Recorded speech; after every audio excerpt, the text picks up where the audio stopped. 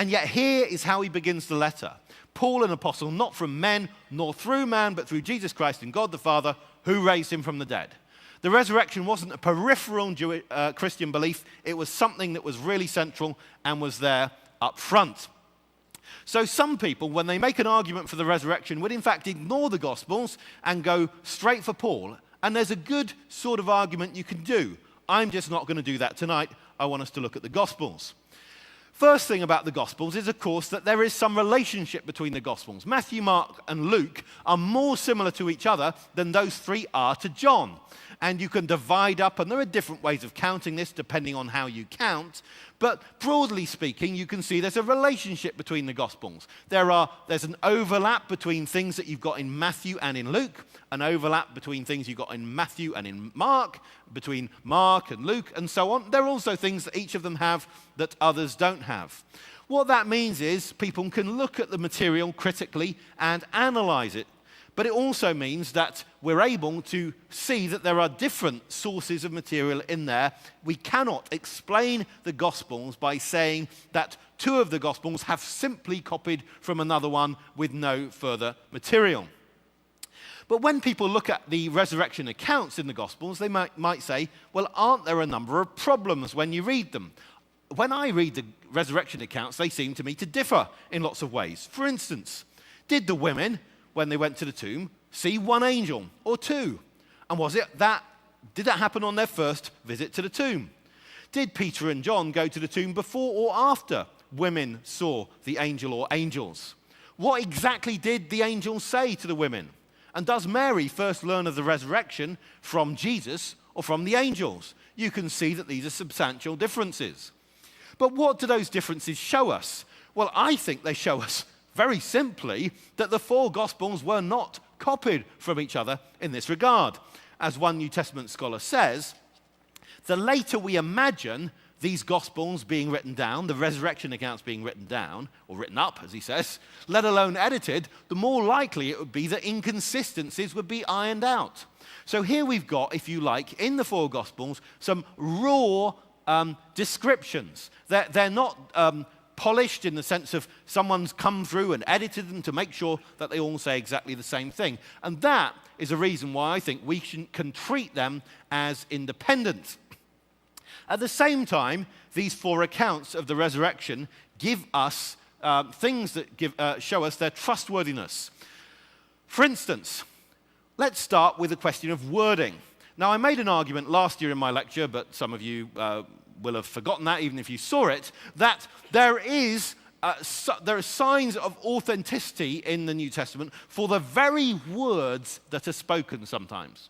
Here, I'm going to show you a little bit more about that. There's a striking thing when we look at Matthew, Mark, and Luke, that when they have people speaking, there's a higher level of agreement between those three Gospels than when we're just talking about their narrative. They're not describing people thinking. Now, there are various ways that people try and describe that and account for that. One of them is by saying that there was a common source behind Matthew and Luke. But whatever we can say that there's a pattern when we look at wording that when we have quotations, there's a much greater fidelity, closeness to each other. Not that they're unfaithful in other contexts, but simply that they have much more freedom to describe things. So you could take, for instance, the passage of that man who's healed. Remember in Mark and Luke, he's lowered down through the roof. Matthew doesn't tell us about that, although no one wants to read Matthew for the Sunday school version because it's really important to have him lowered down through the roof. And then we have the wording generally fairly different, verses 1 to 7 of Mark chapter 2. Then we get to Mark chapter 2 and it's wording of Jesus, and suddenly Mark and Matthew and Luke are much closer. And then we have a bit that isn't wording of Jesus, and they're a bit further apart. That is the sort of pattern you find throughout the Gospels, and also is occurring with the resurrection accounts. So what we can say is when we look at the resurrection accounts as a whole and we compare passages dealing with like subjects, the amazing thing is that they're pretty different. Look at the number of words that these different passages each have, the number of words that they have in common, and it's pretty few. You see, not many words in common. right? Agreed? Now, let's look at some examples of speech. We then come to an angel speaking, and we're going to compare just Matthew and Mark. Now, the bit in the first line, but the angel answered and said to the women, that's not speech, is it? It's just before you get to speech. Or as Mark says, and he said to them. Not much in common. But when we get onto the exact wording, we see it's quite close. Do not be afraid in one, do not be alarmed in another. For I know that, reported in one, omitted in the other. You seek Jesus who was crucified, you seek Jesus the Nazarene who was crucified. Well, the only way those two accounts differ is by omission of some details. That's all the difference there is. Then we have, he's not here for he has risen, as against he has risen, he's not here. Well, that's not very different, it's just a difference of order.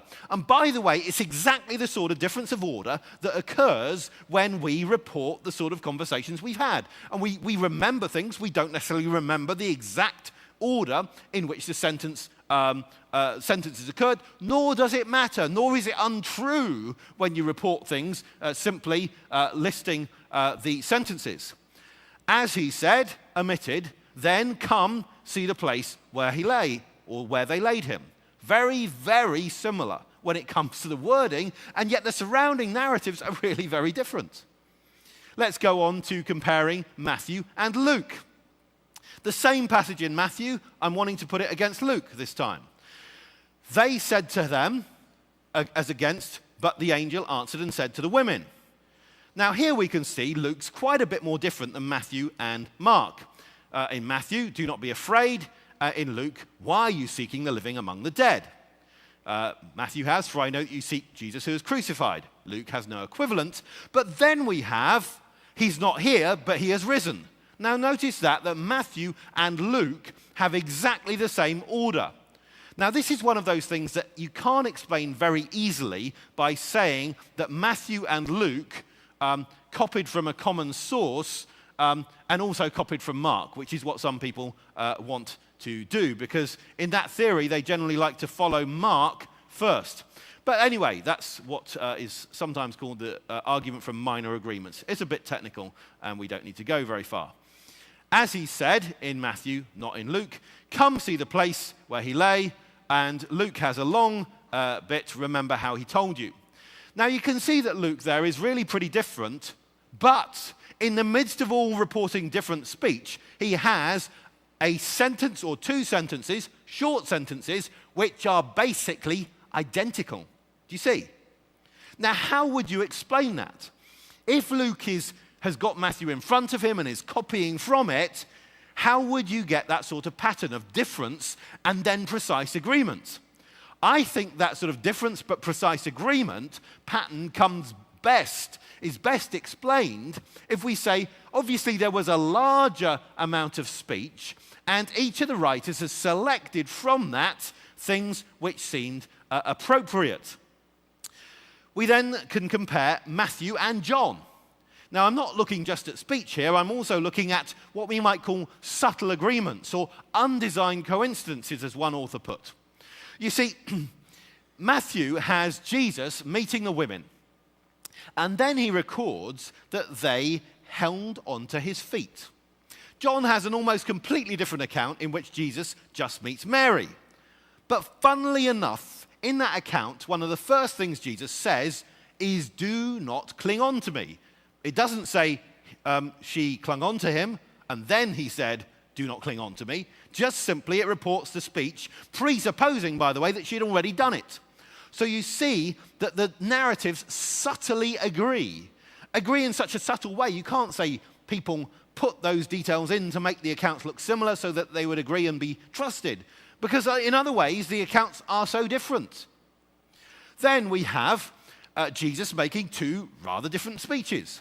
One of them, he says to the women in Matthew, do not be afraid, but go and tell my brothers to go to Galilee, and there they'll see me. But in John, he says, do not cling on to me, for I have not yet ascended to the Father, but go to my brothers and say to them, I am ascending to my Father and your Father, to my God and your God. It's all pretty different, except for the phrase, my brothers, which is a very striking thing because it's something Jesus doesn't go around talking about very much. Of course, there's that occasion when his physical family come and they stand outside and it's said, your family are outside, and he turns and looks at the people around him and says, those who do the will of my Father, they're my brother, sister, and mother. But here we have, with no talk about brothers in the context before and so on, suddenly that phrase. Now, to me, that makes best sense if we have independent eyewitnesses describing, précising, summarizing part of a larger conversation. And suddenly these clues are put in which show you the level of agreement there is between one and the other. And by the way, what's going on in John's gospel where he talks about my father, your father? Well, if you have a common father, you're brothers. So there is actually a theme in that John section which really underlines one of those phrases in Matthew. So it's pretty difficult to say that this was all invented. Well, there are also other signs, things that you'd be pretty unlikely to invent. What in particular? Well, the first thing you'd be unlikely to invent about a resurrection is a resurrection. I mean, a resurrection is a very odd thing. This is how N.T. Wright describes it. Christianity was born into a world where its central claim was known, and we can put that in inverted commas if you like, known to be false. Many believed that the dead were non-existent. Outside Judaism, nobody believed in a resurrection. So it was a problem. Resurrection, I mean, there are two really bizarre Christian beliefs. One is that you should worship someone who's been crucified, i.e. publicly shown by the Romans to be a loser, because that's their way of showing that they're in charge, and that person's thoroughly discredited. And secondly, that you should follow someone who's been resurrected. Well, if you've been really affected by Platonic thought in any way, you think that the body is a substandard thing, and really, after life, you get out of the body into some spiritual realm or realm of the mind. But to come back physically, well, it's a rather disgusting. You see, that's the problem with the resurrection. So that would be a very odd thing to invent. But then we could look on. Why would you have the women as witnesses? I disagree with Josephus in this quotation, but I'll read to you what he says. Let not the witness of women be accepted because of the lightheadedness and insolence of their kind. Well, as I say, I completely disagree with him, couldn't disagree more. But you see that it's not the sort of thing that you would have invented. And yet all four resurrection accounts have women first at the tomb, the women, the prime witnesses. Then we have the odd thing pointed out by N.T. Wright, that in all four Gospels we have bright angels but are not very dazzling Jesus. You see, we can go through Matthew, Mark, Luke, and John, and we can see that the angels, when they're described, whether they're men or angels, because, angels just look like men, except they're white, their raiment is white as snow, white robe, dazzling clothes, in white, and yet no dazzling Jesus. You see, if I'd been inventing a resurrection, I would have made sure Jesus really sparkled, really stood out, really dazzled, because he's the main guy. And yet, this is what we have. So it's not that they're seeing some sort of ghost-like figure, they're not in some state of hallucinating. It's really striking that we have, amid all of the differences between the accounts, that you can see some really common elements. Because it's the pattern of difference and commonality which is so striking to me, and which to me is a sign of authenticity. Another common element across the accounts is talk about doubt. Now, you think how Matthew leads his gospel up to the great climax. It ends in Matthew 28, verse 20, with the disciples being sent out into all of the world and Jesus saying he's with them to the end of the age as they reach out and baptize and evangelize and so on. It's a great climax to the gospel. So why, 4 verses before the end, does he say, and when they saw him, the risen Jesus, they worshipped him, but some doubted? Matthew, you spoiled it all. That was going to be a great climax. Why on earth did you have to bring doubt into it? And worst of all, doubt when people are actually seeing Jesus. That really undermines everything, doesn't it? But again, we find it's not just Matthew. We have the same in Luke. The women report to the men what they've seen, and the men don't believe. Then Jesus appears to the disciples in the room, and what does it say? As he appears to them, he says to them, "Why are you troubled, and why do doubts rise in your hearts?" Even as they see him. And then it continues, while they still disbelieved for joy. And then, of course, you know what goes on in John's gospel. It's the story of doubting Thomas, isn't it? You see, we've got it there in Matthew, Luke, and John. Now, there are debates about the ending of Mark, but in the longer ending of Mark, again, you have the theme of unbelief. Wouldn't believe it, didn't believe them. Their unbelief. You see, across the Gospels, we have the theme of unbelief. Why? Because if people saw Jesus risen from the dead, even if he's in front of them, the natural thing is not to believe that Jesus is risen from the dead. The natural thing to believe is that God has sent a look-alike angel. Why? Because Jesus died. You saw him die, so it can't be Jesus. You see? And that's what people would have thought, because they knew, if they were good Jews, that the resurrection was something that happened to all people at the end of time, or maybe to God's people at the end of time, but not to one person out of sequence with the rest. So if that's happened, clearly God must have sent a look-alike angel to comfort us or give us some message or something. So how did they become convinced of the resurrection? And why did the authors put in the theme of doubt, which doesn't really seem to help their cause very much? People might say, well, couldn't it all be some great conspiracy? Let's think about conspiracies for a while. The conspiracies, of course, struggle to explain two sorts of evidence simultaneously. One is the empty tomb, and the other the resurrection appearances.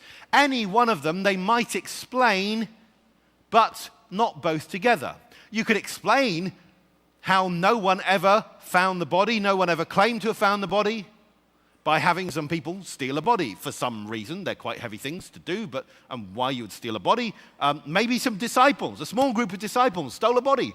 That wouldn't explain why so many people said they had seen Jesus risen from the dead. It just doesn't do it. What's more, they don't have very long to plan that sort of hoax.